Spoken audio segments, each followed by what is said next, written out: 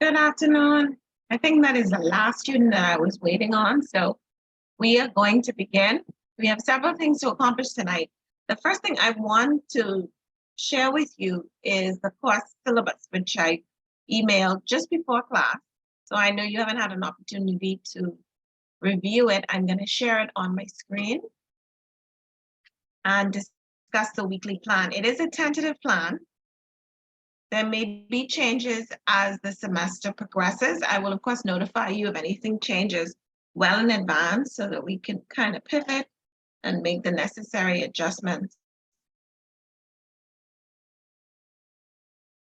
Let me share my screen with you.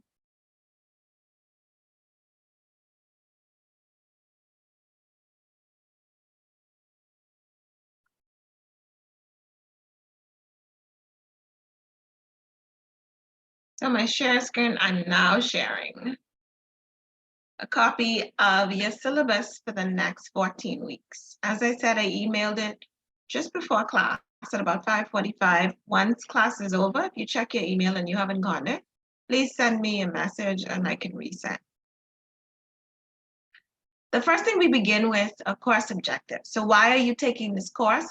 What should you be knowledgeable of at the end of this 14-week period? What skills should you develop? So we know that this is a course that focuses on communication. At the end of the 14 weeks, you should be able to analyze communication settings and audiences to make choices about the most effective way to communicate. We will spend a lot of time working on written and oral communication. And so you should be adept at completing both written and oral reports. You should also know the basics of delivering good business presentations. So we'll have some practice on preparing PowerPoints and using other programs that enhance our methods of delivery, how to provide feedback and accept feedback designed to improve written and oral communication skills. So we'll talk about how to deliver, receive, and respond to bad news. And then there is in each week a segment that focuses on writing. You'll see when we get to the plan for week 2, our focus is on grammar and mechanics, specifically uses of the comma. So we will end each lesson with a focus on mechanics and correctness in writing. Under that, there is a grade assessment breakdown, written and oral communication assignments. So there will be a minimum of 5.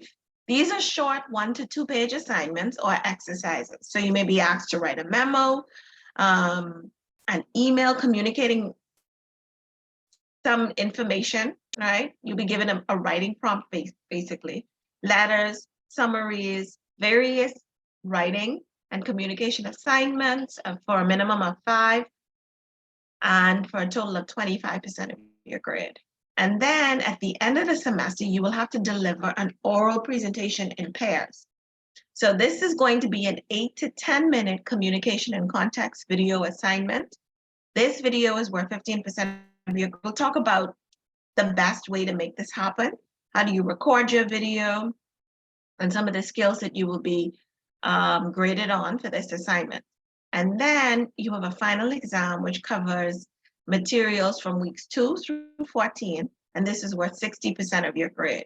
Before you take the actual final on April 19th, we're going to do a mock final on April 5th, right? As I go through, just ask me any questions if they come up. I am open to answering them now. This is, as I said, subject to change. If anything changes, I'll let you know. Last week, we just did course introductions. And so this week will be a kind of combination of weeks 1 and 2 in terms of the skills that we focus on. If something is major in the week, then you'll note that it's in bold. All right, so the focus of the week will be in bold. Any graded assignments, whether it is writing a letter, memo, report, whatever it is, it's going to be in bold, and also the reading assignments. And these are reading assignments from your course text. Okay, we'll be using discussion questions from the course text, and assignments will be based on your readings. So I may or may not actually teach from the course text, directly from the course text in a class meeting, but I will be drawing on information from the text and then asking you to complete assignments based on that information, all right? Your first assignment, which is going to be a letter communicating bad news, and it is worth 5% of your grade, is due on February 2nd. Now, February 1st is the day that we meet for class, so Wednesday. I've set for each assignment the day following class as the due date, because I don't want you to rush through the assignment. Allowing you an extra 24 or more hours to complete the assignment will also allow you to edit, to ask questions if you feel stuck, and get clarity where you may need it, right? And this due date may change again. If you need more time, we can talk about it. But your assignment is due on 11:59 p.m. on February 2nd. That's assignment 1. And that follows for each assignment. It will be due before midnight on the day following class. So assignment 2, which is a persuasive letter, is also worth 5%. We meet on the 8th. That assignment is then due on the 9th of February by 11:59. Your next graded assignment is due on February 23rd by 11:59 p.m. And this is a summary, which is an important skill in communication. How do you condense information? How do you extract the main points of a communication and convey them to someone so that they get a full sense of either the written or oral communication?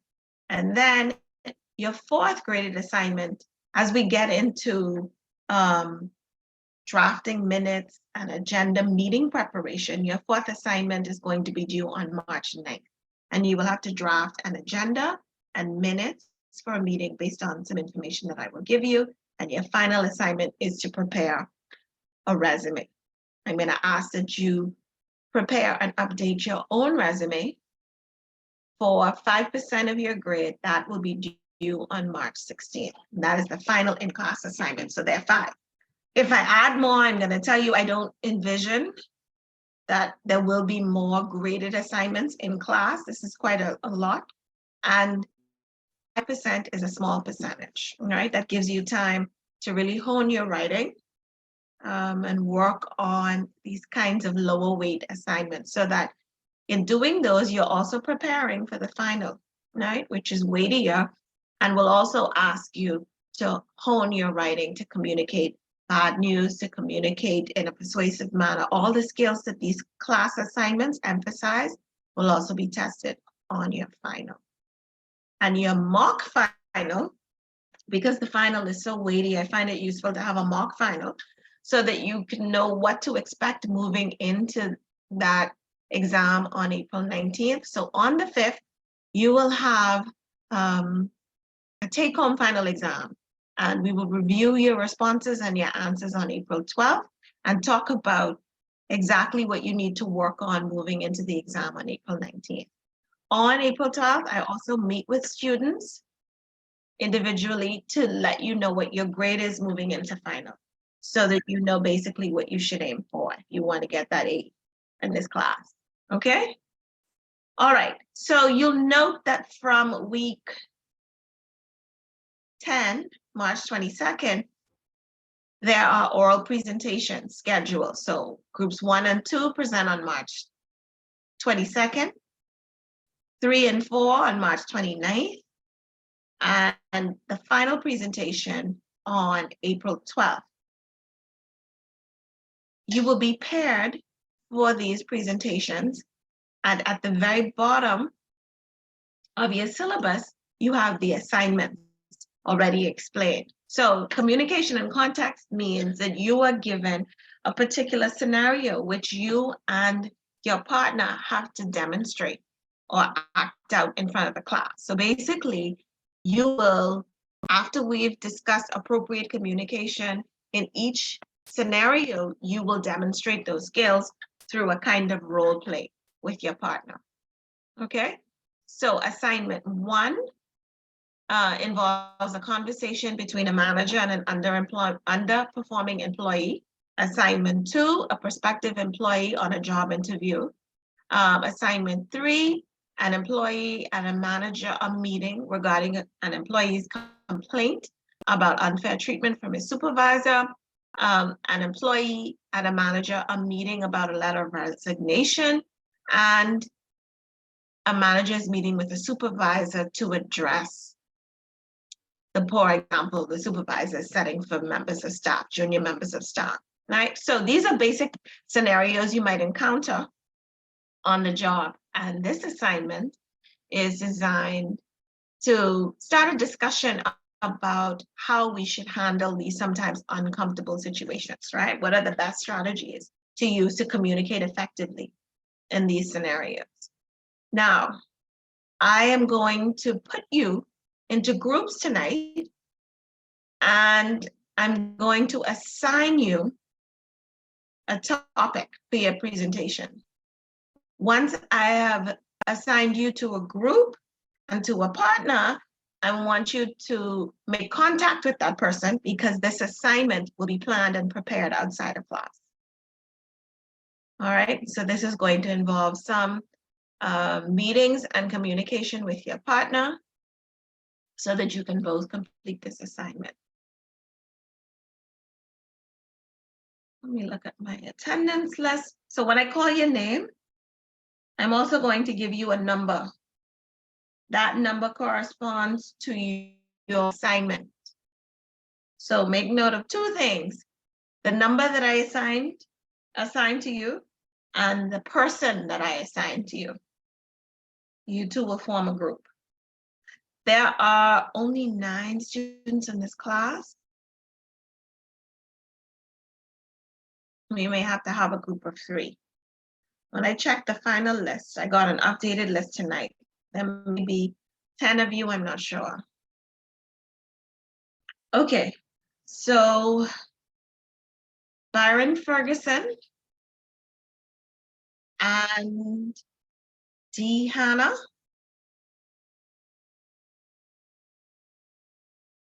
Who's D. Hannah? Danielle. Yeah, that's me. Sorry, I was late. No, you're fine, no worries. Okay. So Byron and Danielle, and this is Byron's first night, so let's welcome him. Byron and Danielle, you are the members of group 1. So you have the exciting assignment of meeting with an underperforming employee. So you decide who's going to be the manager and who's going to be the employee. Apart from being confined to the parameters of the assignment, the specific task being set, you're really not confined to anything else, and the time limit, 8 to 10 minutes. You can determine who's going to play what role and how you envision this conversation playing out, but I do not want you to change the nature of the task. Okay, assign.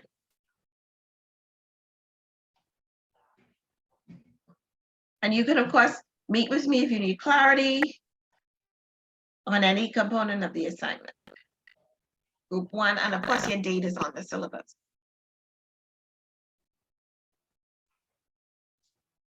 Leslie and Alexis, group 2.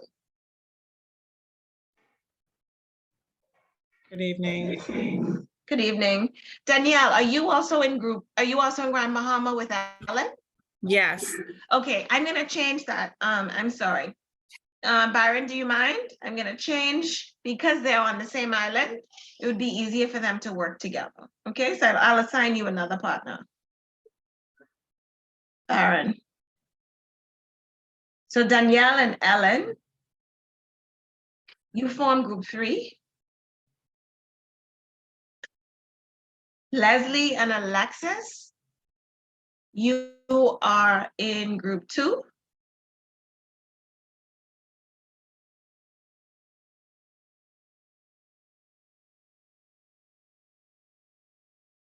Courtney and Ricardo, group 4.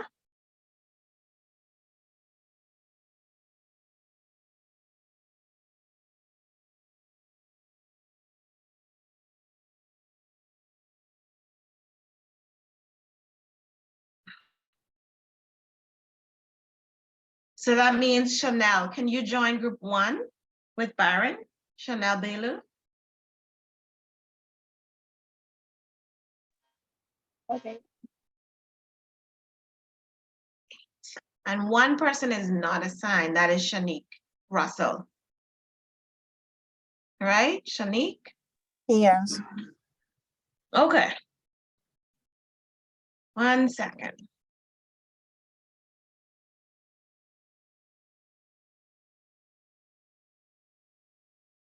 I'm gonna add you to group 3, Shanique, because assignment 3 can allow for a third person, depending on how your group approaches the assignment.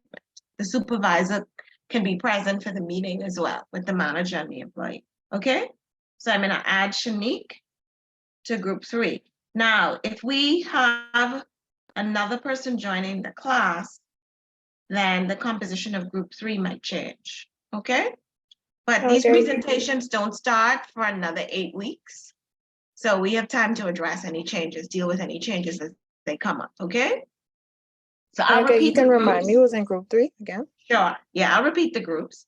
So Byron and Chanel, group 1, Leslie and Alexis, group 2, Danielle and Ellen and Shanique. These are the ladies at Grand Bahama. All right, so here's what we're gonna do. Danielle and Ellen, I'm gonna move you to group 4. I'm trying to work around their location. So apologies for this disruption. So you two stay in group 3. I'm sorry, you two form group 4, Danielle and Ellen, and Courtney, Shanique, and Ricardo. You become group 4. Sorry, group 3. I'm confusing my own self. All right, so I'll say that again. Byron and Chanel, group 1. Leslie and Alexis, group 2. Danielle and Ellen, group 4. And because group 3 can allow for 3 members of the group, then Courtney, Ricardo, and Shanique join group 3. And Shanique, if we have another student joining the class, the composition of group 3 might change. Okay? Do I need to say that again? We had some shifts and changes at the end. All right, so those are your groups. Take a moment to read the assignments so that you can ask me any questions before we move on to what we have planned for this evening.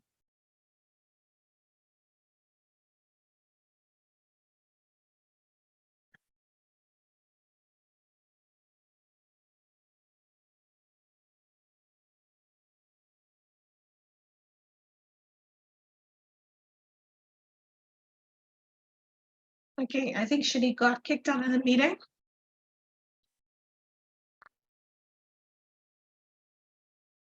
Any questions for me? All right, wonderful. So we're gonna get into our focus for this evening, which, as I said, is a combination of weeks 1 and 2. I'm gonna share my PowerPoint with you. I'm gonna turn off video so that you get a larger view of what's on the screen.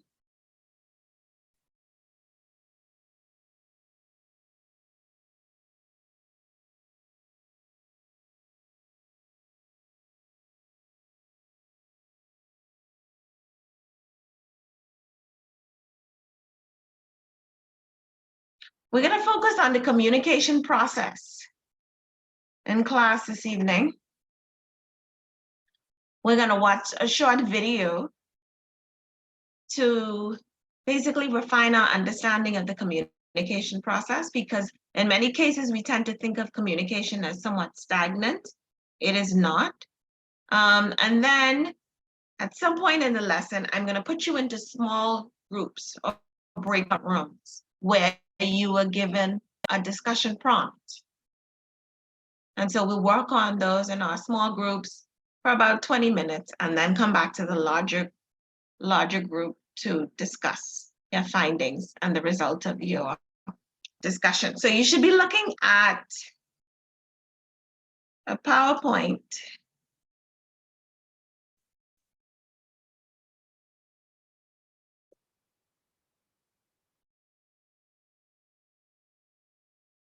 Which is going to be the basis of our lesson for this evening.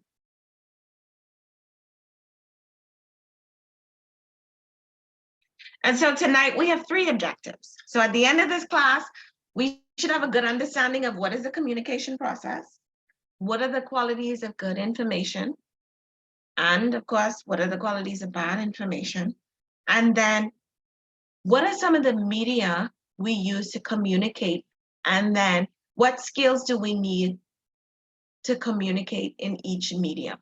How do we adapt to make communication effective? As I go on, please stop me if you have questions. So we've been communicating since we knew how to talk, right? And maybe it's fair to say even before that, we have been communicating all of our lives. We find it very easy to talk to others. From the moment we first learned to talk, through our schooling, through our careers, communication has become very essential to our daily lives.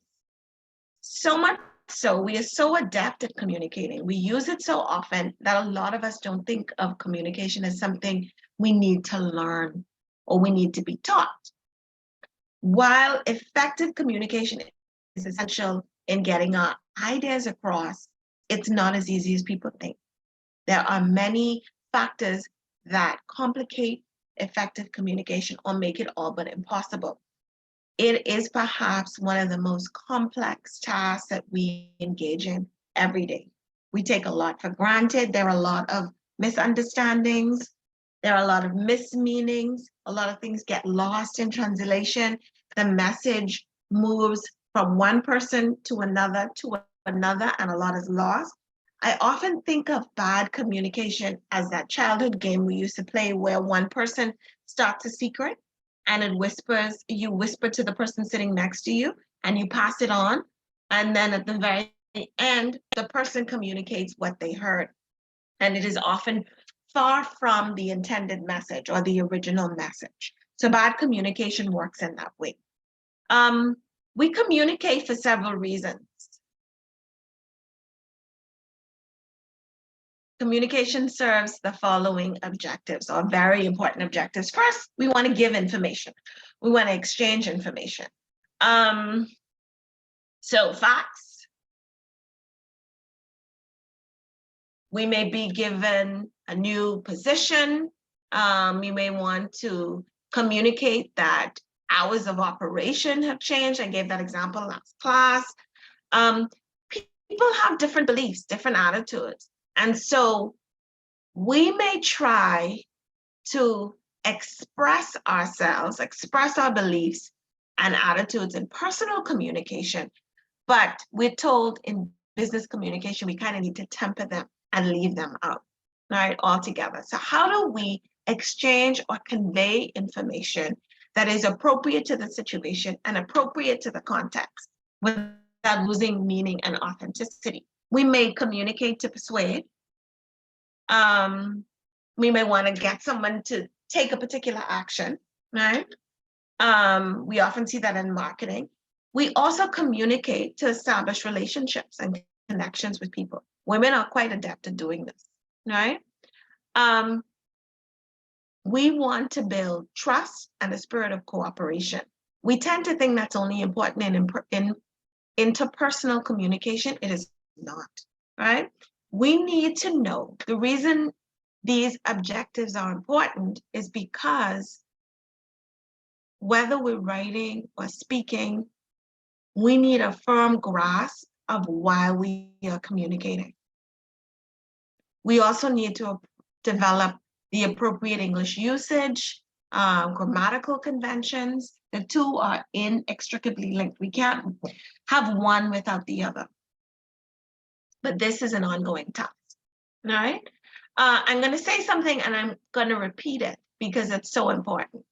It is the responsibility of the communicator, the person communicating, not the listener or the receiver's job. It is the communicator's job to convey ideas which can be easily understood. So as the communicator, it is your job to make sure that the person you are communicating with understands you. It is not their job to try to decipher the mysteries of your message. They have responsibilities in this communication act. They do.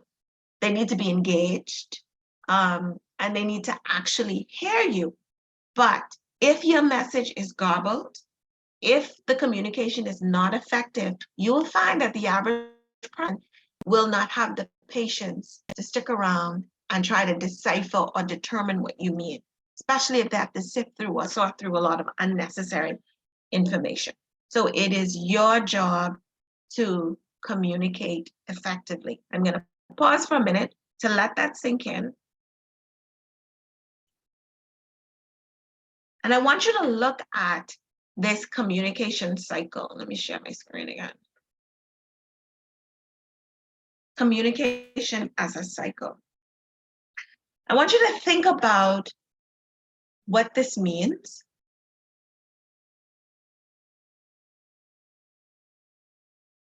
And what view of communication it advances.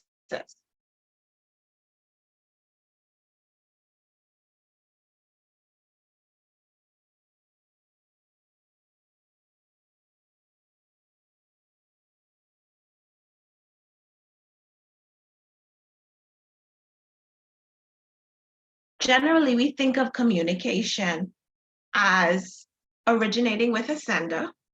The sender has a message that he or she wants the receiver to understand, and so the sender communicates. The receiver takes in that information and offers feedback on the information and opinion, questions, clarifying requests. But when we send an email, or we make a phone call, or we write a memo, we do not write it with the understanding that this message will be sent to the receiver and we get absolutely no feedback at all.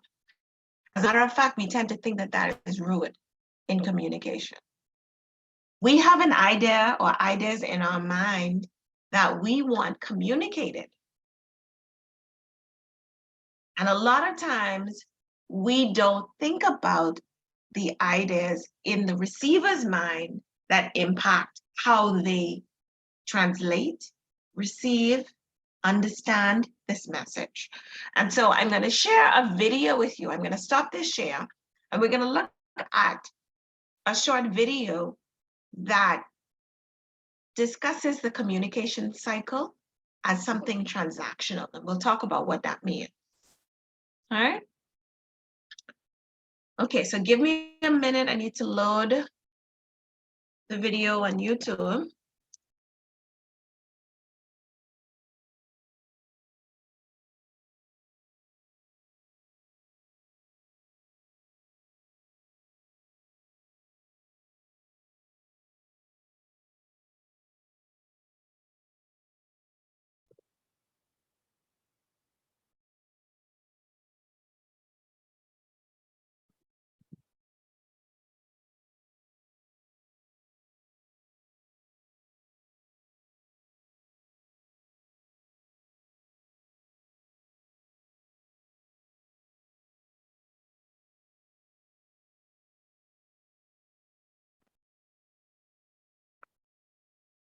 Let me expand my screen.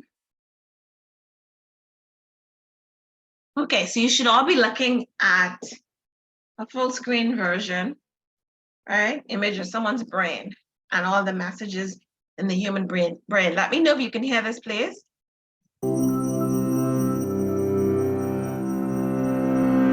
Can you hear it okay? Yes, Mom. Okay, good. Have you ever talked with a friend about a problem, only to realize that he just doesn't seem to grasp why the issue is so important to you? Have you ever presented an idea to a group, and it's met with utter confusion. Or maybe you've been in an argument when the other person suddenly accuses you of not listening to what they're saying at all. What's going on here? The answer is miscommunication, and in some form or another, we've all experienced it. It can lead to confusion, animosity, misunderstanding, or even crashing a multi-million-dollar probe into the surface of Mars. The fact is, even when face-to-face with another person, in the very same room and speaking the same language, human communication is incredibly complex. But the good news is that a basic understanding of what happens when we communicate can help us prevent miscommunication. For decades, researchers have asked what happens when we communicate. One interpretation, called the transmission model, views communication as a message that moves directly from one person to another, similar to someone tossing a ball and walking away. But in reality, this simplistic model doesn't account for communication's complexity. Enter the transactional model, which acknowledges the many added challenges of communicating. With this model, it's more accurate to think of communication between people as a game of catch. As we communicate our message, we receive feedback from the other party. Through the transaction, we create meaning together. But from this exchange, further complications arise. It's not like the Star Trek universe, where some characters can Vulcan mind meld, fully sharing thoughts and feelings. As humans, we can't help but send and receive messages through our own subjective lenses. When communicating, one person expresses her interpretation of a message, and the person she's communicating with hears his own interpretation of that message. Our perceptual filters continually shift meanings and interpretations. Remember that game of catch? Imagine it with a lump of clay. As each person touches it, they shape it to fit their own unique perceptions, based on any number of variables, like knowledge or past experience, age, race, gender, ethnicity, religion, or family background. Simultaneously, every person interprets the message they receive based on their relationship with the other person and their unique understanding of the semantics and connotations of the exact words being used.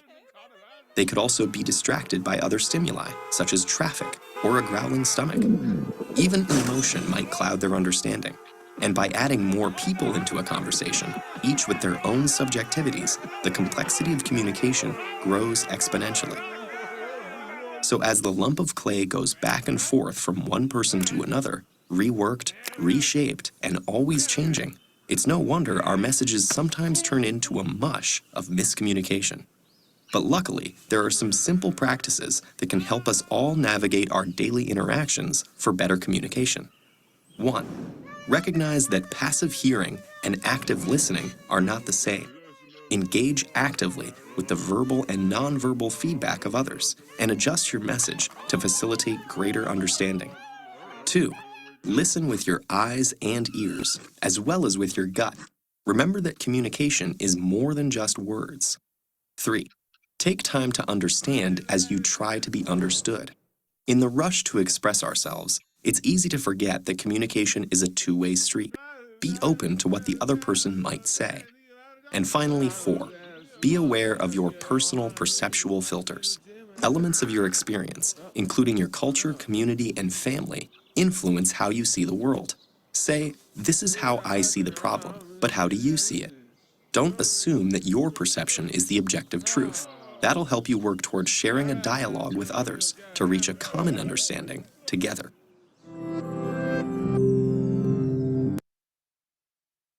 Okay, so that video relates more to interpersonal communication, the kinds of conversations we may have with people of varying backgrounds, people that we interact with on the job. Tell me what you understand by this view of communication as a lump of clay. What does that mean, or what does that illustrate about communication and how it works? What is important for us to understand if communication is a lump of clay?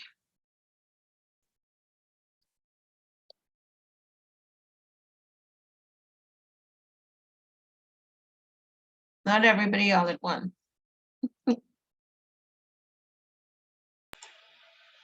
The message can be altered based The on their message can be, perception.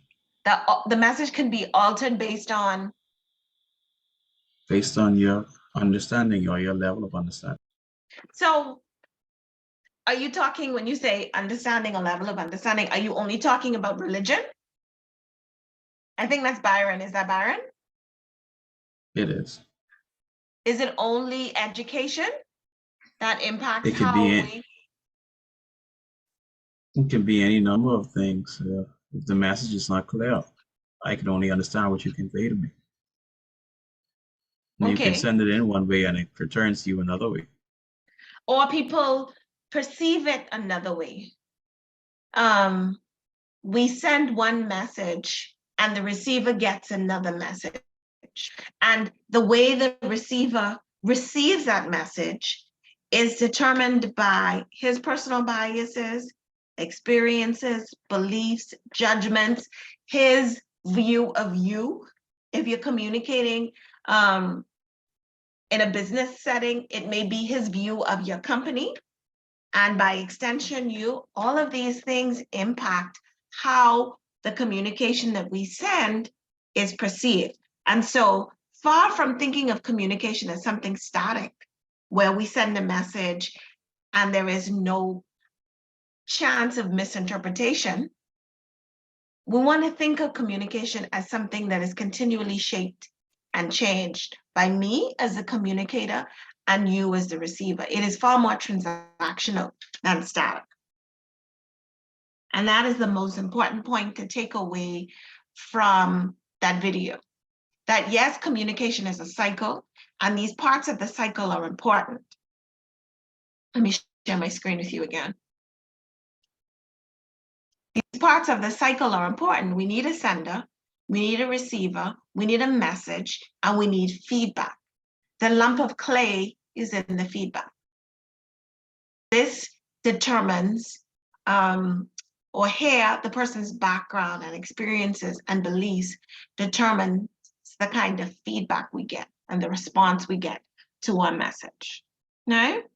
So just to recap what we talked about so far, communication is not static. It is quite dynamic and it is impacted by my personal biases, opinions, beliefs, my objective as the sender, the receiver's biases, beliefs, objectives, right? We also communicate for various objectives, and we need to have those objectives clearly set in our mind. Are we just giving information? And if that is our objective, we need to be sure that we have accurate information and complete information before we begin this communication task. Are we trying to persuade the receiver to take a particular action? Is it more persuasive communication, or is this communication meant to build trust and to establish relationships, right? And then one of the most important things I said to emphasize the need for clarity in communication is to always remember it is not the listener's job to decipher the mysteries of our message, to kind of sort through and try to figure out, well, wonder what she means by this.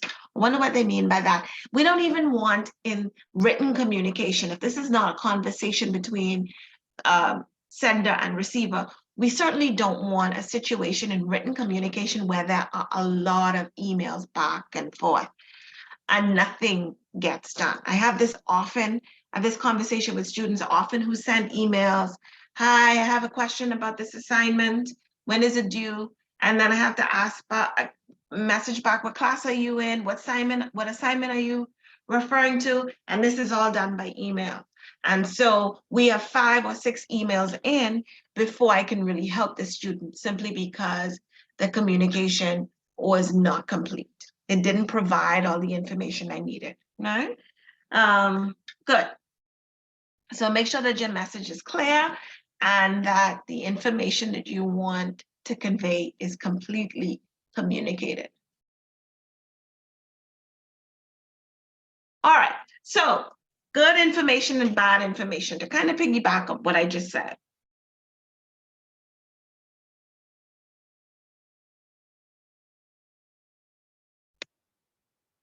Communication is complex. That's undeniable. So what is good information? And I said it I said it so many times, it bears repeating. Good information is clear. Good information is concise.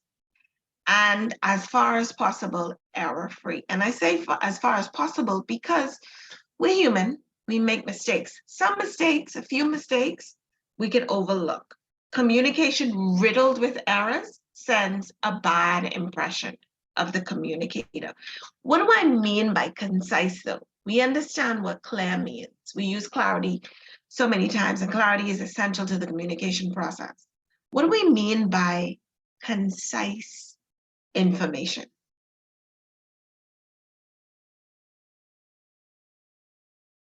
What does that mean? To be brief. To be brief. So how long do you think, you need to ask yourself this question, how long can I sustain this person's interest? How much time do they have to give to my communication? Imagine that you need to ask your manager a question, or you want your manager's feedback on a report or some initiative you are advancing, and you send a 70-page document and ask for feedback.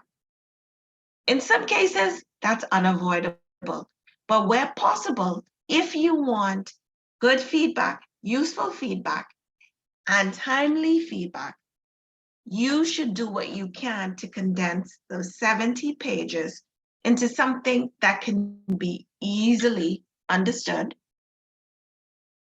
Because you think about how many tasks the receiver has to complete today and what priority your message may get in that long list, right, of tasks that need to be completed. And so where possible, you want to be as concise as possible and not drone on for 10 pages when you can really say it in one. Good information is also timely. That means if I send an email asking for information last week, you shouldn't just be replying to me this week with information I needed last week, Monday. No, you've lost the person's interest, and that is bad information because it's no longer relevant. That person may have found the answer someplace else, right? And certainly accurate. I find it so frustrating in doing business in the Bahamas today, how comfortable people are with giving wrong information over the phone. And it's almost dismissive. You call a business and you ask for information and they just tell you whatever comes to the top of their head, and they hang up the phone, and you call back or you go by and you learn that the information was totally wrong, right? This has happened. Whether we're dealing with government entities, private sector entities, we've all been on the receiving end of wrong information and been inconvenienced by it, right? I think the most common example, the most fitting example I can think of, and I certainly don't mean to knock anyone at the passport office if I have any passport office employees here, but I remember applying for a passport, not this one, maybe about 10 years ago, and calling the passport office on 4 different occasions and being given 4 different pieces of information each time I called about the same issue. Being told 4 different things was the correct process to follow, and then being totally confused about what I should do, and then having to go to the passport office to get what I hope was accurate information, right? What does that do? That leaves a bad impression of the office that you're interacting with. It inconveniences the recipient of the information. And so one of the key principles of good information is that it's accurate and it is communicated through an appropriate medium. We're going to look at medium in a little bit. What are some of the media that we use, and how do we ensure that it is the most appropriate means to communicate the message that we have to get across? Bad information, on the other hand, leaves unanswered questions. I gave the example of the emails that I get from students asking for help and having to go back and forth to draw out more information from students because I had too many questions to act on or to provide the help the student requested. It does not prompt your receiver to take the appropriate or desired action. And we're going to look at, in the discussion questions, I will put you into small groups to work on. We'll see how bad information can create confusion and inactivity. And bad information sends negative messages about the sender. And these messages may not be true. But if communication is jumbled, if communication is not clear and it's ineffective, what do you think about the person sending the message? What are some of the impressions that you get? And it may be about the job or the organization that the person works for, but more often than not, it is an impression that we get of the person himself or herself. What kinds of negative messages does bad communication send about the person sending the message? What do we assume? When we get an email and we don't understand, or we get an email with wrong information, what are some of the ideas we walk away with? Confusion. We feel confused, yes, but about the person specifically, how does it make us look at the person, especially if this is something that happens often? What do you think? Like they're not a good communicator. It's very frustrating. And you begin to think this person is not good at their job, not Yes. qualified. You wonder about their level of engagement. I've asked questions to myself like, don't you do this for a living? Why don't you know? What does this mean? Why do you have to recall every email you send? Didn't you check your information before you sent it? It sends a negative message or negative messages about the sender. And these may not be true. The person may be quite adept at his or her job. They may be quite skilled, but too many errors in communication send negative messages. And so we want to avoid bad information, right? So when I talk about medium, what does that word mean to you? Choice of medium in communicating. What does that mean? It's a word that we don't use too often, but it is very important.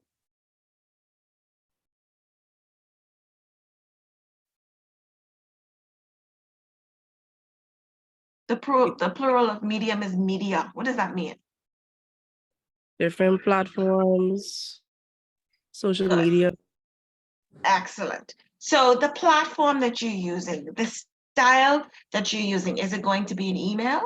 Do you need to have a phone conversation to discuss this? Is this something that you can disseminate over social media? How do you communicate this message? That is what medium refers to. We mean the tool or instrument we use to send a message. So that might be visual. It could be a chart. It could be a screen display. It could be written in the form of a letter, a memo. It could be oral, as in face-to-face, or telephone, or a speech. We use different skills in each setting and according to the media that we're using to communicate, right? In each stage of the communication process or the communication cycle, our goal is to keep the receiver's attention, to avoid bad information, and to demonstrate that we have particular skills, right? So what skills do we need to be a good oral communicator? Clear pronunciation, good vocabulary, grammar, syntax, correctness. There shouldn't be a whole lot of errors in usage. We want to be fluent speakers. We need to have expressive delivery so that a degree of confidence comes through as we discuss whatever it is that we are focusing on in that communication act. And we also need good knowledge of technology platforms, so PowerPoint, Canva, video making software. Why, if this is an oral communication activity, would we need PowerPoint, Canva, video making? Why do those things come into play? Why do you need them at all? If you're talking or delivering a speech, who needs PowerPoint? Who needs Canva? Why might you include them? To help the receiver understand the message better. Because sometimes people have challenges just sitting and listening to a 45-minute speech. Their attention wanders. People are visual learners. And so you may want to have slides that illustrate the various points that you are making. You want to appeal to every member of your audience in some way. That involves anticipating their needs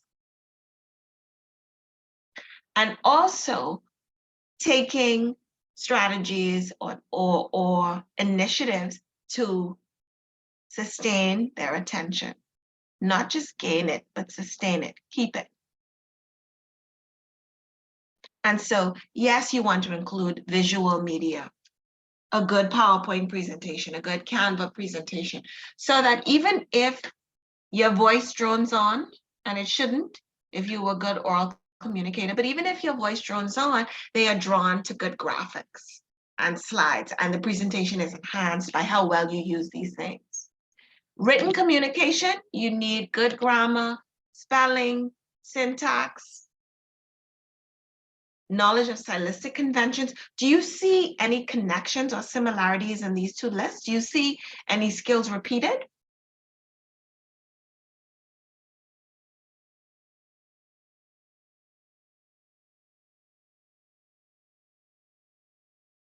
I see several. What do you see common between oral communication and written communication? What skills are repeated in each?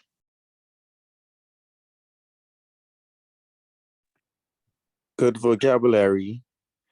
Good Good grammar. grammar. Good.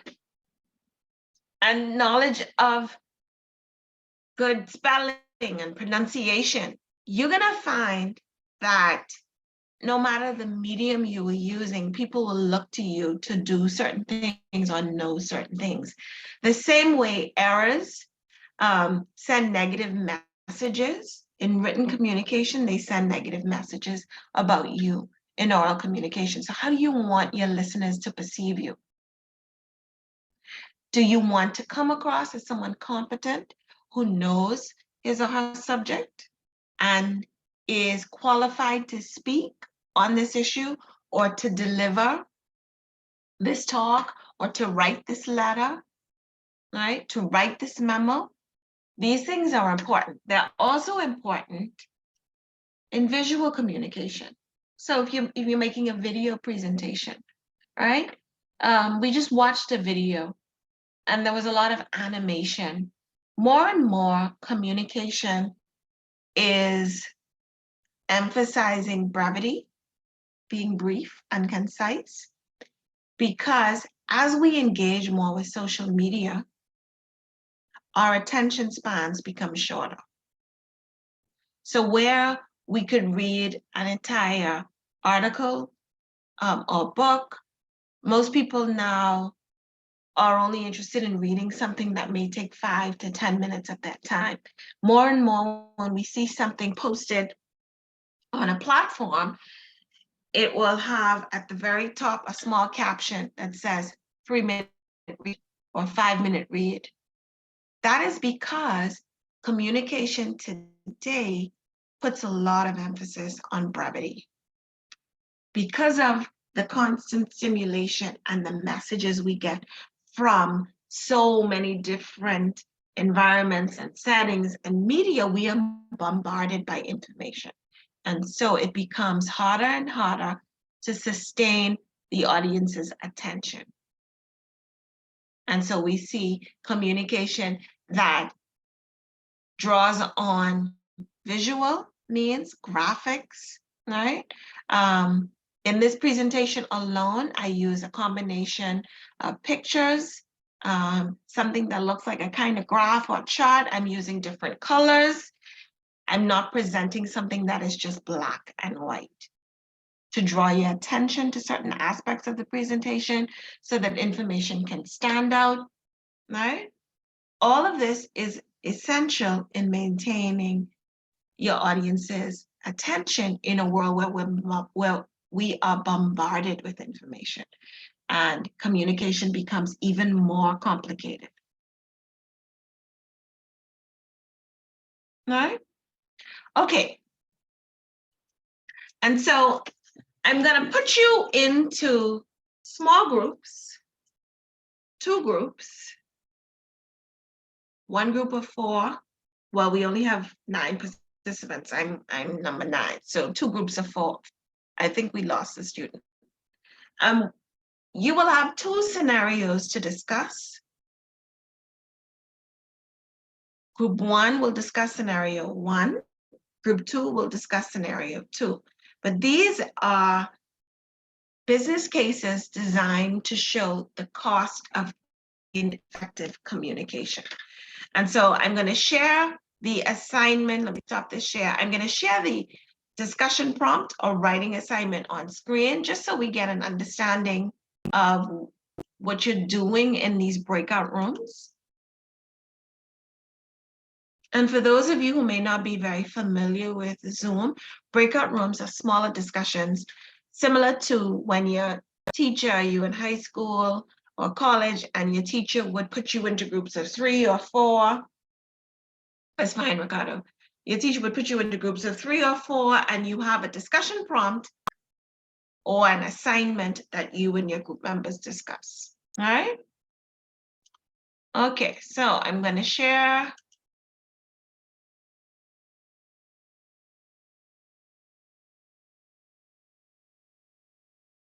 the discussion prompts. And then I'm going to assign you to groups.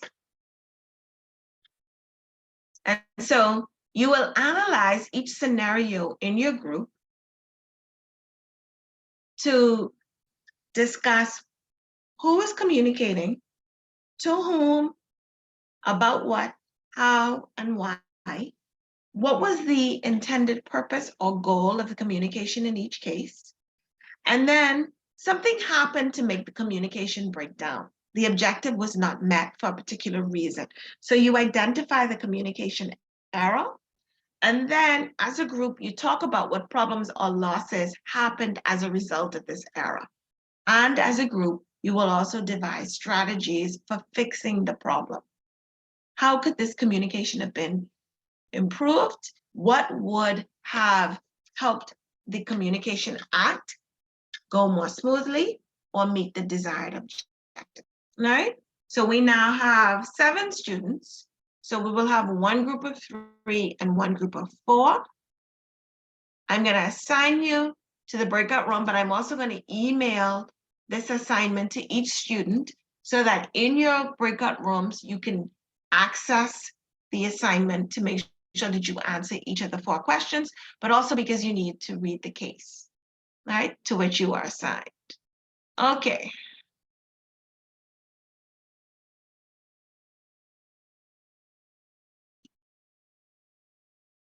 I'm going to, of course, let you know which room you are assigned. And room 1 is responsible for discussion 1. Room 2 for discussion 2. So Alexis, Danielle, Ellen, and Chanel, you are in room 1. So your assignment will be the first discussion prompt. Byron, Courtney, and Leslie, you are in room 2. Your assignment is discussion prompt 2, the workload, the overtime memo that created so much confusion. Okay? All right, I'm going to open the discussion rooms. You will have about 20 minutes or so to read the cases and answer the questions.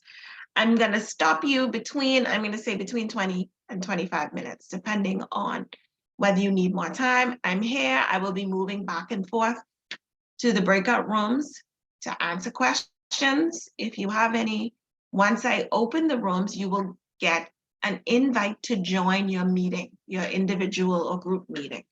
And then 1 minute before the breakout room closes, you will get a notification that you have 1 minute left.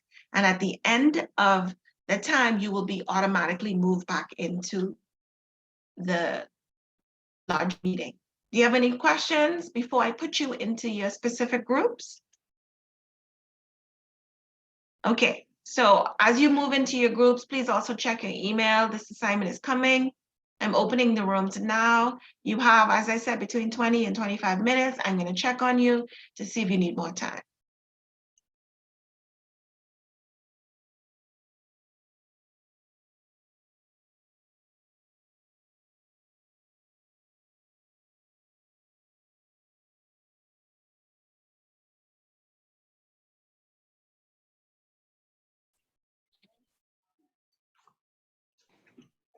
Okay, welcome back. I trusted you all had a productive breakout session. We're all back in the main meeting. Byron, mute your mic. Chanel, mute your mic for me, please. Just to make sure we don't have noise in the, okay, good. So I'm gonna pull up the assignment so that we know what each group was working on in their small discussion groups.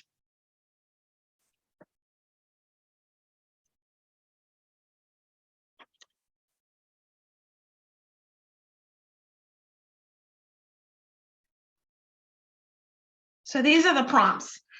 We're the members of group 1.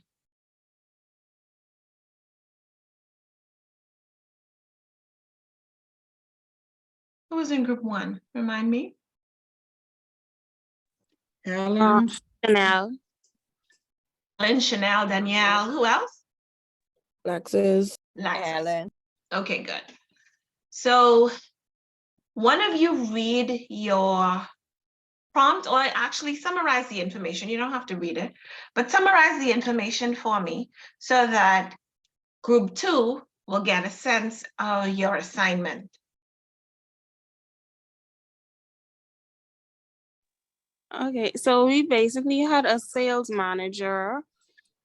He was a sales manager for a chain of stores, and he was asked by his district manager to prepare a report basically outlining the effects COVID-19 had on the company's sales for a particular year.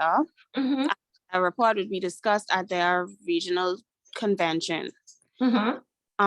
And there were different stuff that he was supposed to detail in the report. It was supposed to be 50 pages. Mm-hmm. And, he would have to.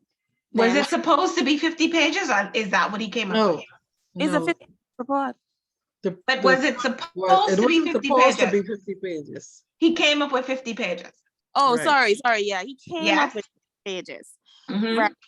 And then he was supposed to send the report on to 12 meeting participants, Mhm. and he would go over it at their regional meeting. Okay, so he completed his report. It was detailed. It was 50 pages. After he proofread it, he sent it to 12 meeting participants. He asked them to review the report, to ask any questions, and come to the meeting prepared to discuss the report's findings. And then he sent it to the meeting attendees at 11 o'clock in preparation for the 12 o'clock meeting that day. Okay, and so your job was to define who's communicating and to whom. So who's the sender? Who would be the audience? Was there a communication error? If so, what was it? What problems might have been incurred? Right? Or what problems happened as a result of this communication error? And then how could the Communication Act have been improved? What could the sender have done differently? So who is speaking on behalf of group 1? Me. Okay, Chanel. Chanel. Okay, so number 1, the district manager communicated to his sales manager that he needed a report detailing the impact COVID-19 had on the company's sales from August 2020 to August 2021. Right. So who was the compiler of the actual report? And so the direct communicator in this instance? The sales manager. The sales manager, good. Number two, Who's the audience? Don't move on to 2 yet. the audience would have been the meeting attendees. The meeting attendees, those 12 people, good.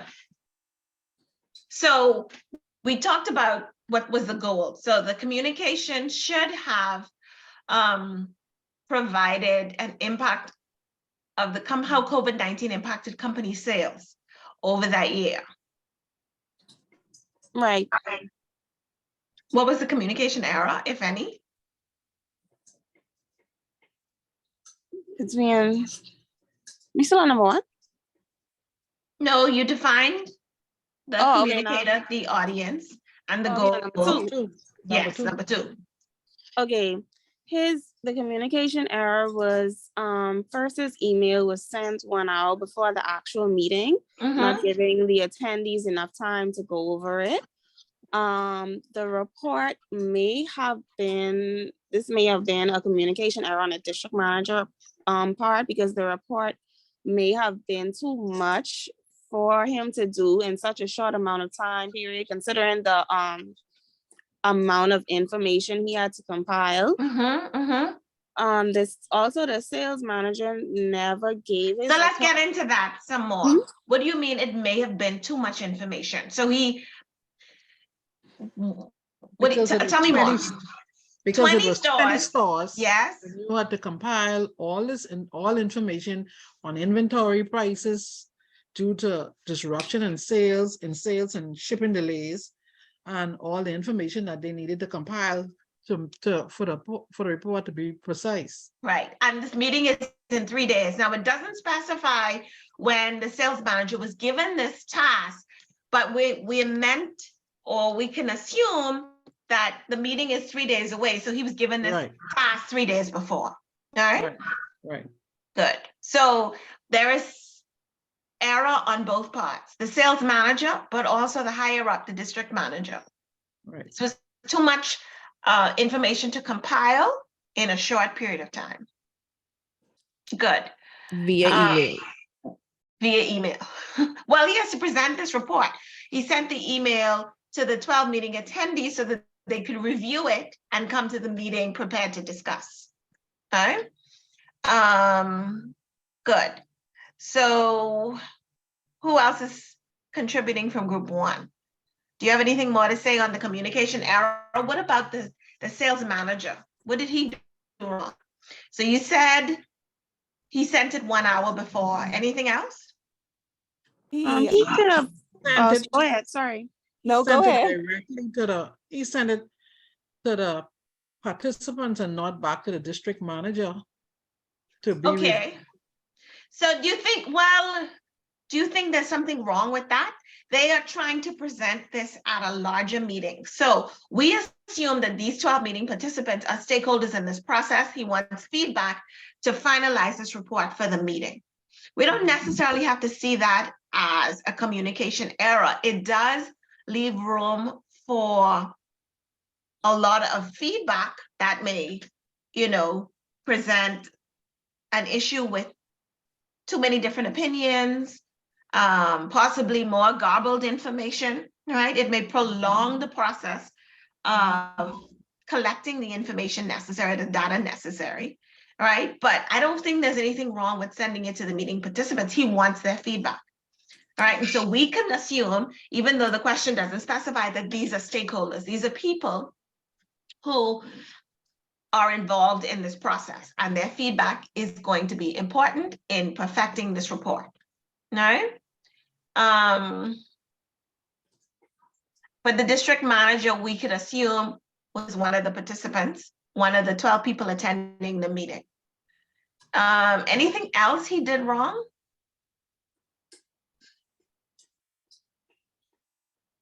Apart from sending it an hour before, did it have to be 50 pages? Right, I was just about to say it could have been less. She get it. How do you condense this information?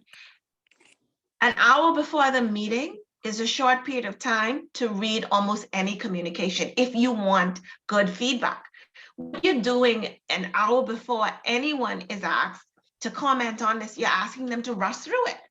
right? And so something like this, if it absolutely must be 50 pages, and I would really, really strongly doubt that it needed to be 50 pages. What do you do to condense information? You use charts, you use graphs, right? You have a summary. Reports can sometimes be long, but even by report standards, a 50-page report is long. And then add to that the problem of giving people only an hour to respond. You're not going to get good feedback because chances are they didn't review it. Not at 11 a.m. for a 12 o'clock meeting. They didn't have time to review the report in any depth, all right? But he was relieved, no doubt, because this was a lot of work on his part and proud of what he had done because he'd been given a difficult task to begin with. Any other errors or issues did you see in this communication?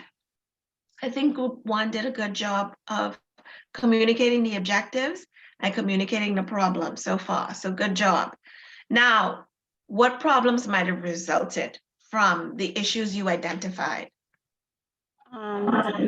None of the meeting attendees would have been able to discuss the report in depth due to insufficient time.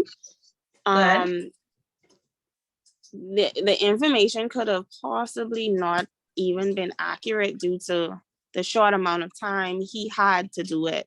Yes. And so the whole meeting would have basically probably been in vain because yes, nobody would have probably even opened that email, let alone read 50 pages. Right, because you have to think about what these 12 meeting attendees are doing 1 hour before the meeting. Are they sitting waiting for your email to come through? Not necessarily. They're working and they're going about their day as well in preparation for the meeting. And so sending it 1 hour before doesn't guarantee that people actually had the time to review it, right? And so you're right, the meeting may have been totally pointless or fruitless and none of the objectives met because the meeting attendees couldn't really engage with this process. Anything else? So bad information, wrong information, a meeting that was not productive. Any other losses could have been incurred? Time. A waste Wasted of time. Yeah, A waste of waste of time. And then imagine you present a report with inaccurate meeting at a larger district convention, and you give attendees at this convention a bad or negative impression of you. Either you are unprepared, right? Or incompetent, right? Possible solutions. So how could this have been done better? So he could have possibly made it into a PowerPoint. That way it would have been easier to discuss when he got there. The report obviously could have been less pages, given the amount of pages he had. The district manager could have notified him earlier in advance. Not sure what happened, why he didn't mention it until 3 days before, but he could have notified him in advance because he may have known about the meeting longer. Right, this district meeting, this regional sales meeting didn't get planned 3 days before the meeting, right? And so we have something that illustrates just bad form on both the part of the sales manager and his head, right? Not for the district manager. Good. Any other comments or questions about case one? Good job. Members of group one, thorough. And I think you covered all the points effectively. Thank you very, very much. Anybody would like to add anything to group one? Any member of group two as you're reading their assignment and thinking about it? Do you see any errors or possible solutions that group one didn't mention? All right, so let's move on to group two. Somebody summarize the problem or the case that group two was working on. Who was in group two? Byron, who was in group two with Byron? Courtney and Leslie are in group with me. Courtney and Alexia? Leslie, And Courtney Leslie. and Leslie. Okay, all right. Yeah. So who's speaking on behalf of group two? I am. Okay, go ahead. Okay, so basically, Amy, as a supervisor, realized that the overtime was getting too costly, and she attempted to send a email in one sentence Mhm. highlighting all the points and reasons as to why OT would be cut back on or canceled. And do we jump right into Yes. addressing it, or do we? So Okay. read the email, please, so that group one who didn't Okay. work on this assignment will get a sense of the communication that was sent. The sentence basically says, it says, when workloads increase to a level requiring hours in excess of an employee's regular duty assignment, and when such work is estimated to require a full shift of 8 hours or more on 2 or more consecutive days, even though unscheduled days intervene, an employee's tour of duty shall be altered so as to include hours when such work must be done, unless an adverse impact would result from such employee's absence from his previously scheduled assignment. Okay. All right. So that was Amy's memo. And let's answer question one. So we already know that Amy is communicating. To whom was this memo sent? Okay, so Amy was communicating to her subordinates or people that she supervised, that she would have been responsible for. Okay. So there were 36 staff reporting to Amy in 6 local grocery stores. And so those 36 people received this memo. Good. Correct. Only What was 26 the responded. goal? What was the goal of Amy's communication? You said it earlier, but repeat it for those who may have missed it. What did she want to clarify? She wanted to cut back on OT or stop OT itself as it was becoming too costly. Okay, so the company was spending too much money on overtime. This is a common problem.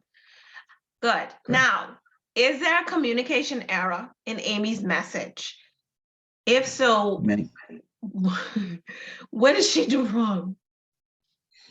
Okay, so for the second question, the group came to the conclusion that she was borderline rude and she was unclear. You think this is rude? It was an abrupt statement. It's Yeah, it abrupt, was yes. The borderline rude. It was unclear and undecisive. There were multiple grammatical errors in the form of the run-on sentence. Mhm.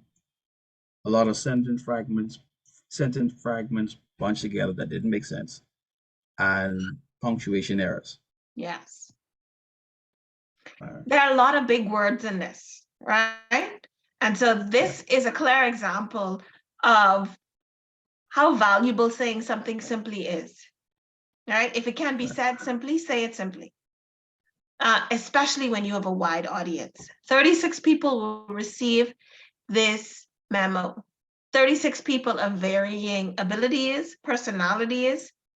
And so you want to communicate. I always say you communicate to the least intelligent person in the room so that that person will understand your communication. And not making judgments necessarily on people's aptitude, but being aware that people have varying levels of intelligence. And so you make it simple. So yes, this sends a very negative message about Amy. It is, like you said, abrupt. It is garbled. We have to read it several times to even understand what she means. And so the result of this was 26 phone calls asking, what does this even mean? So what problems or losses you think happened as a result of this communication error? We know directly that the message was not received. From 26 people didn't get it. And I don't mean they didn't receive it as in they didn't get the memo, they didn't understand it, right? But what problems might their lack of understanding cause? Well, the first issue would have been loss in confidence because 10 people didn't even respond to the email. They probably saw us incompetent and thought that didn't make no sense to even reach out to her.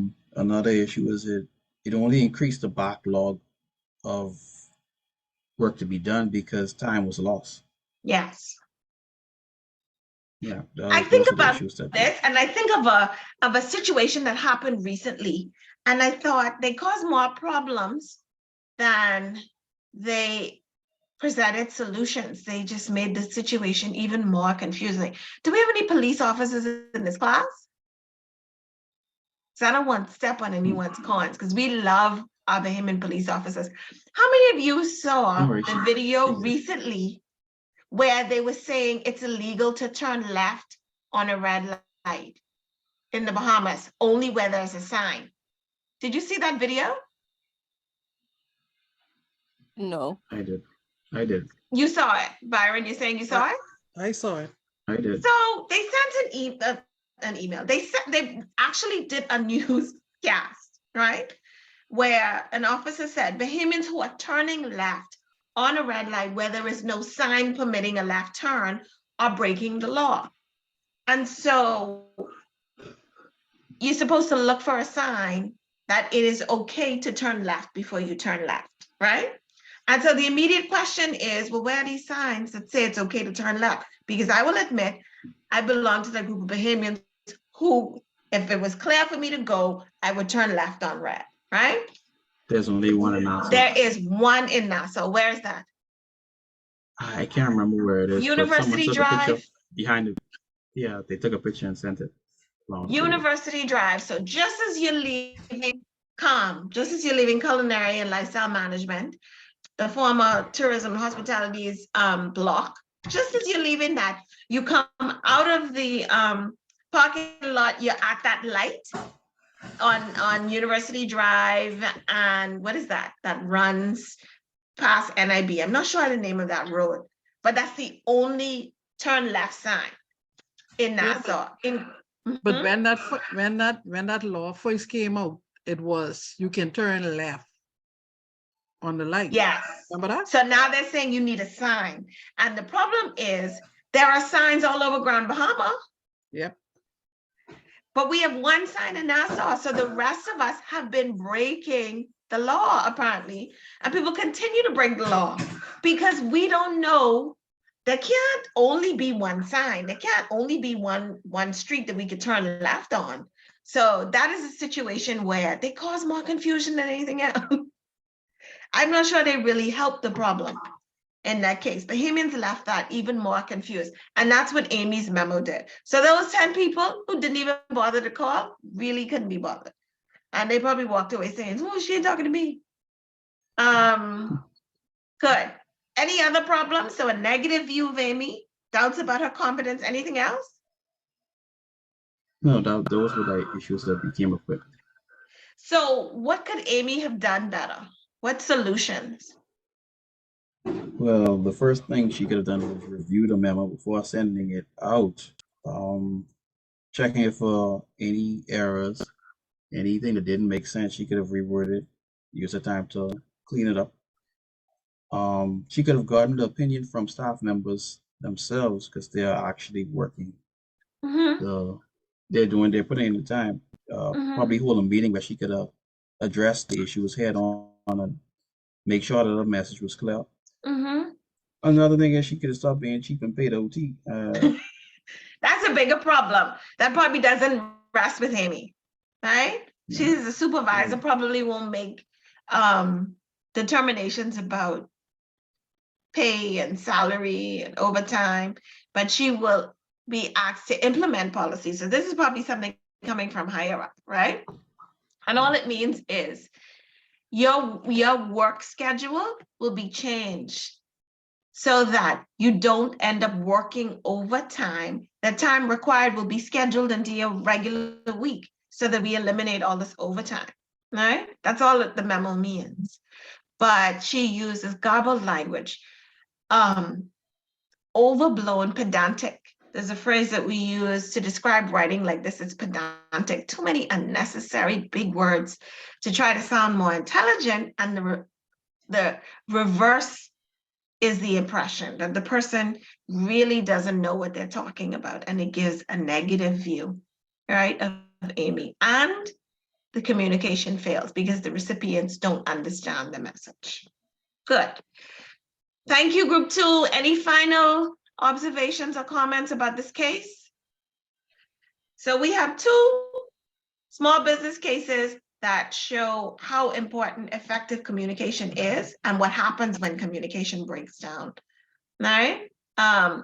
Good information versus bad information. We have 2 examples of people sharing bad information, and we see the impact of that. Good. So I'm going to stop this share.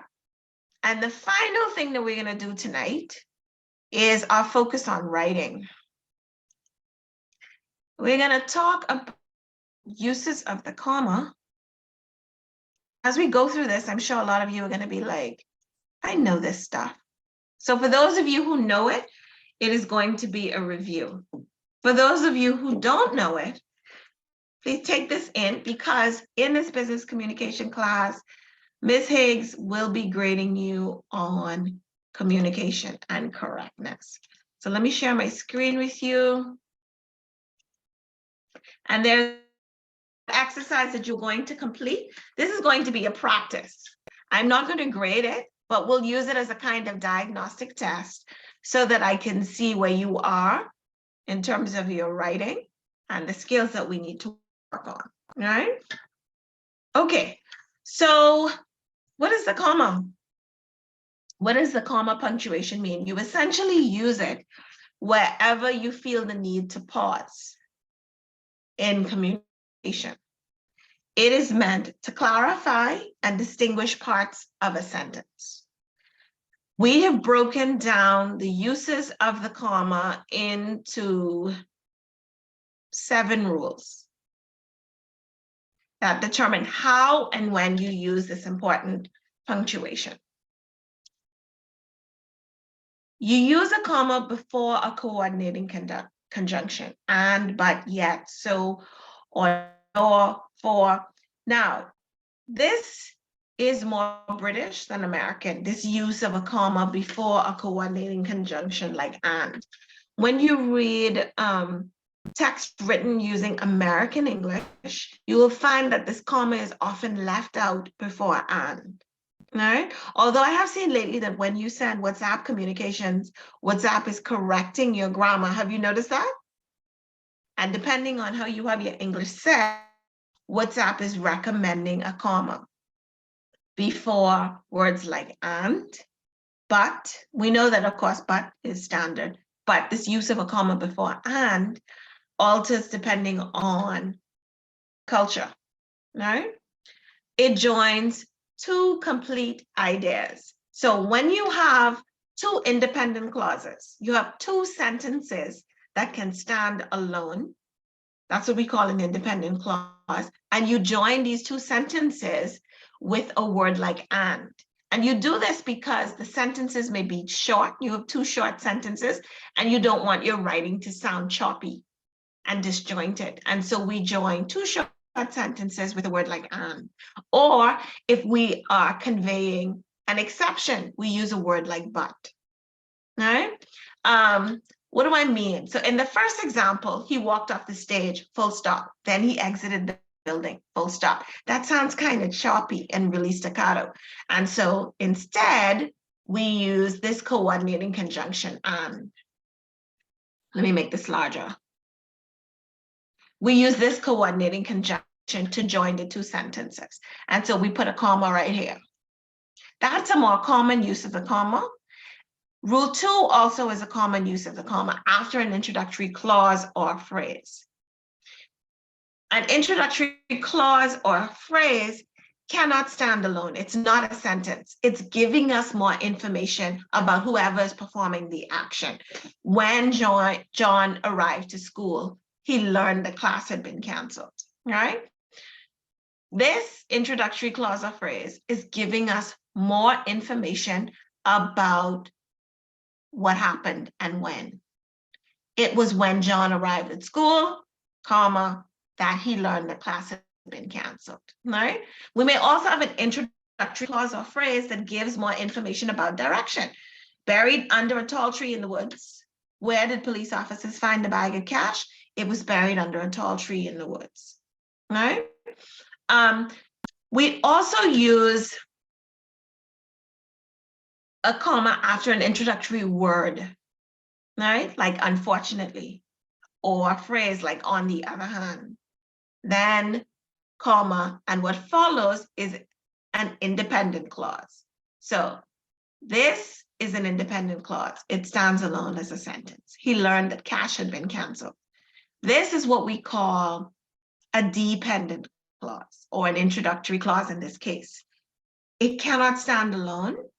It gives more information about the independent clause or phrase, right? Same as in example 2.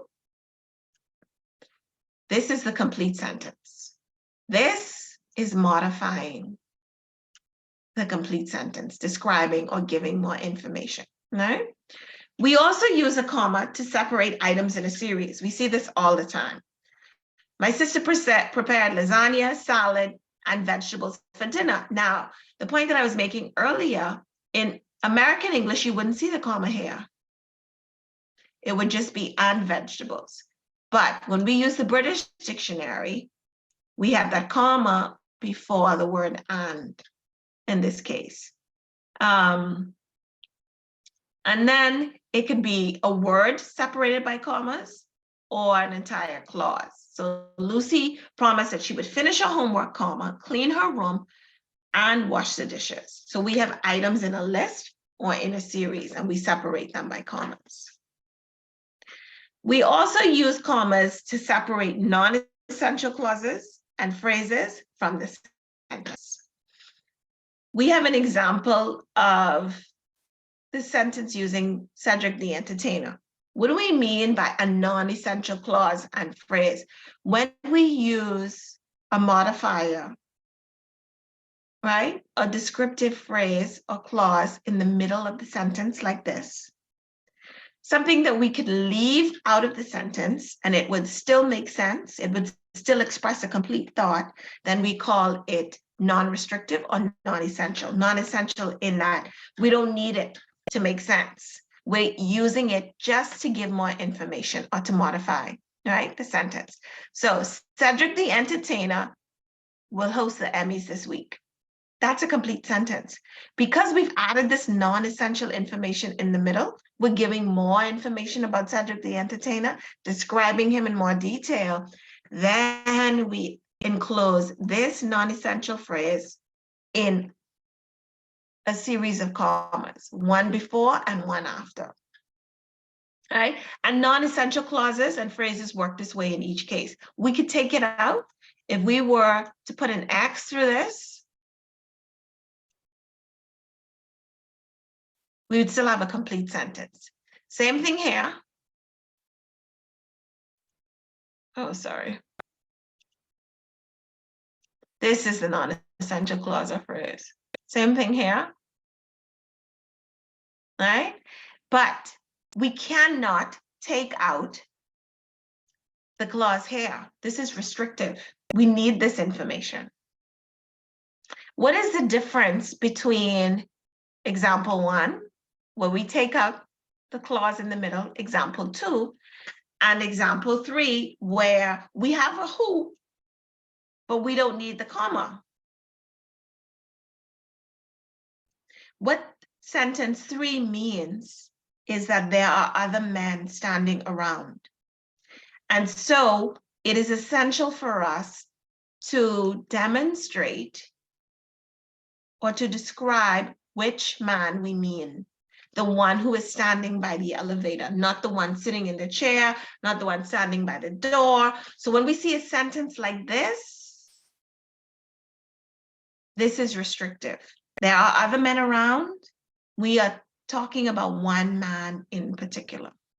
The man who is standing by the elevator is a well-known actor.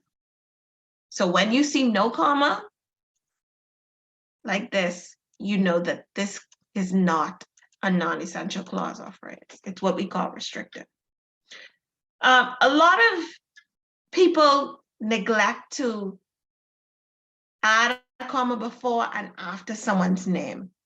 When you're talking to someone directly, you add a comma. This is what we call direct address. If I say Susan, you're wrong. Susan, comma, you are wrong. Example 1, I think, Ivy, that you were not listening to me. What this means is I'm talking directly to Ivy. And so we use a comma here to separate direct address. And it could come in the middle of the sentence like this, at the beginning of the sentence, like example 2, or at the end of the sentence. And so we use the comma or commas depending on its placement. If it's in the middle, we need 2. At the beginning or at the end, if the direct address comes at the beginning or the end, the person's name, then we need just 1 comma. All right? For those of us who are avid readers, we've seen the use of the comma like this quite often, where we have a quotation mark that is preceded by a comma and followed by close quotation. So when we indicate direct quotes, we attribute it to a speaker. We have a comma and then open quotes, the quoted information in brackets, in commas, and close comma. Whenever you see single commas, and people have a tendency to use single quotes, not commas, too much and incorrectly. A single quote, instead of a double quote like this, to indicate direct speech is wrong. When, and this is what I mean, that, and I know you've seen it because it's in use a lot. Let me make this even bigger. So you may see single quotation marks like this to indicate direct speech, and that is incorrect. What those single quotation marks mean is that you are quoting within a quote. So if I inserted in this direct quotation from Lucy, a quote from a book or a quote from a play or something else written, that quote within a quote would be in single quotes, all right? That's the only reason we would use single quotation marks, when we have a quote and in that quote is information taken or quoted from another source, all right?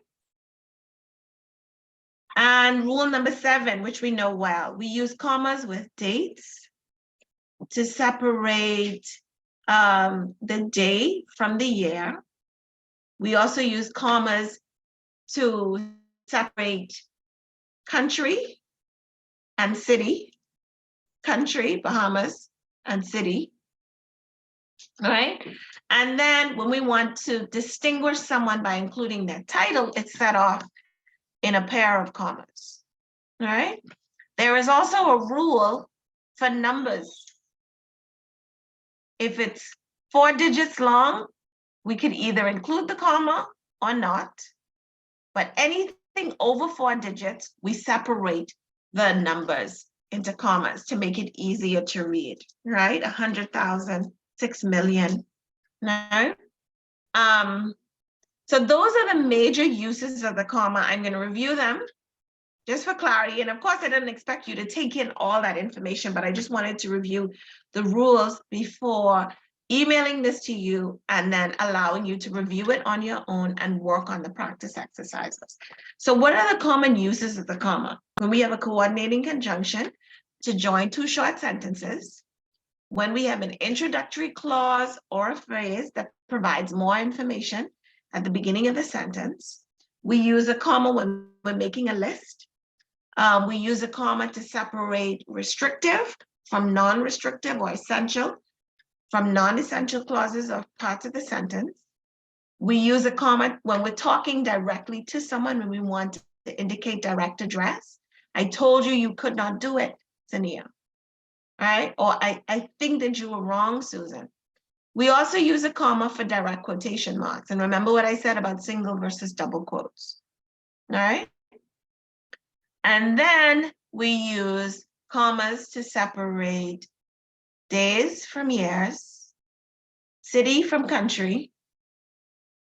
When we are indicating someone's qualifications, right? Suffixes added to their name, and then for digits, we use commas to separate the numbers to make them into groups of 3 to make them more readable. All right, so you have a short exercise where there are 8 sentences asking you to place commas where they belong in the following sentences. I will tell you that just to make this a little bit easier for you, no sentence has more than 4 errors for you to correct. No sentence has more than 4 errors, i.e. 4 commas for you to insert. Okay, I'm going to ask you to work on this assignment and email it to me by Friday, please.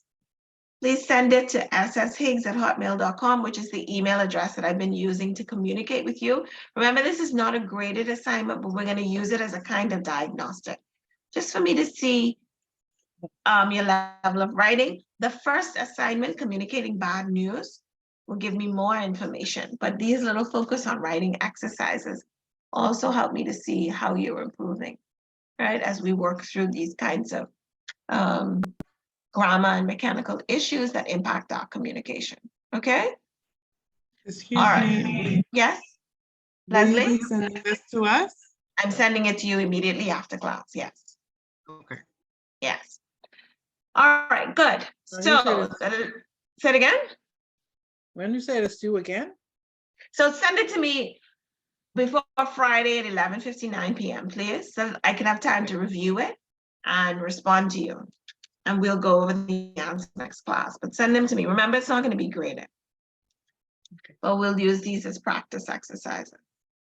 And of course, as you're completing it, you look at the rules and apply them to the exercise at the bottom.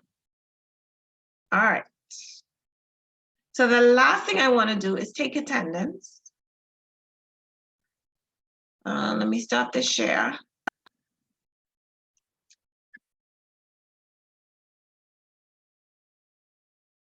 And while I'm doing this, if you have questions about anything on the syllabus, if you need to clarify anything, please speak with me now. This is the time for us to do it. Today is January 25th.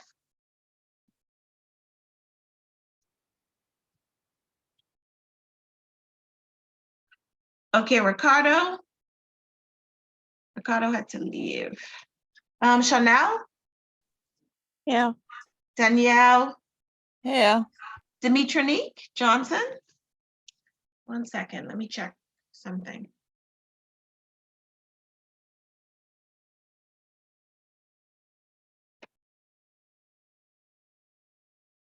Okay, yeah, she's on the roster. Courtney, you still here? Crystal Marsh. Crystal?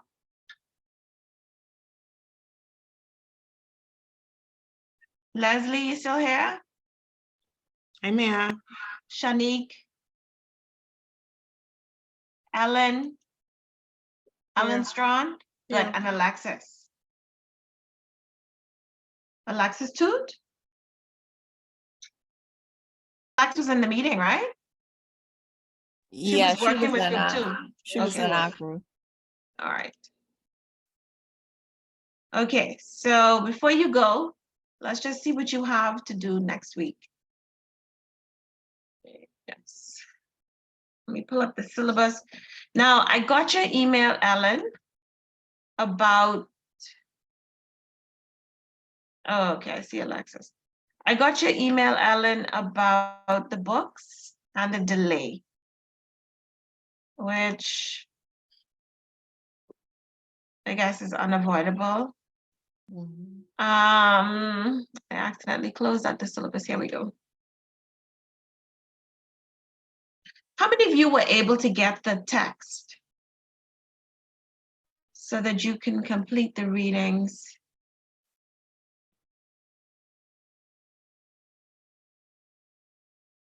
Not yet? No one got the text?